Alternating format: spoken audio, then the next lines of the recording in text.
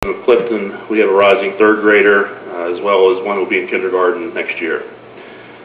Before my wife and I moved to Clifton in 2001, we were looking for a town with a good school so our children would get off to a good start. When I mentioned to some of my friends and acquaintances that we were looking at Clifton, many said that Clifton had an excellent elementary school. We heard that consistently. In fact, I heard from one of my acquaintances just a week ago as we were talking about the possibility of Clifton School closing, that they said, "Isn't that a private school?" Because they knew it had such a good reputation. I said, "No, it's a public school, it's just a good one." The fact that Clifton had a great elementary school made it the deciding factor in our move to Clifton from Burke. And why shouldn't Clifton have an elementary school? Unlike most, if not all, of the other towns in Fairfax County, Clifton has a sense of community. When you're driving in this area, can you tell when you cross over from Burke to Springfield or Centerville to Fairfax? Or name any two towns in the county, you can't tell. But you sure can tell when you get into the town of Clifton. It's an oasis in Fairfax County with its general store, post office, non-chain restaurants, churches, Peterson's ice cream shop, and others. And yes, it has a school, a shining school on a hill. Yes, it makes construction difficult, but it gives the students and parents a sense that it's a very safe place, and a quiet place, and a place that children can focus. As I sort through all that's been said about this school, either closing or being renovated, it's been easy to get bogged down in all the noise, all the pros and cons, the analysis, the committees, just everything.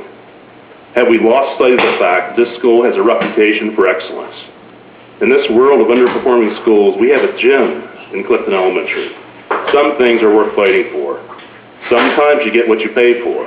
I personally would rather pay more for a product or service if I knew I was getting a superior product or service. Clifton Elementary has been that superior product. In my research, I noticed that Clifton is one of 8 schools that were built in 1952, and all except Clifton Elementary School has been renovated. It seems to me we as taxpayers have gotten our money's worth so far. It doesn't seem as though the lack of renovation has caused our students to suffer. Some have said that it's too costly to renovate Clifton now. But it's been that lack of renovation that's apparently saved the taxpayers a lot of money versus the other 7 that have been renovated thus far. What has caused me to pause the most in this whole debate, though, is that I hear overcrowding is one of the big issues, if not the biggest issue in the school system. So in order to deal with overcrowding, we close the Superior School and move the students. A school that, if closed, will affect real estate values negatively, town businesses negatively, the children negatively, parents negatively, etc., etc. That doesn't pass the common sense test. In fact, the only positive I see is that it may save money, but after some hearing some people tonight, probably won't. This school needs to be kept open. It's better for the town, the community, the overcrowding situation, the parents, the businesses, and most of all the children, which have seemed to have been left out until tonight. If the board votes to close this school, it will go down in county history as one of the most short-sighted decisions that have been made, and I believe everyone will suffer.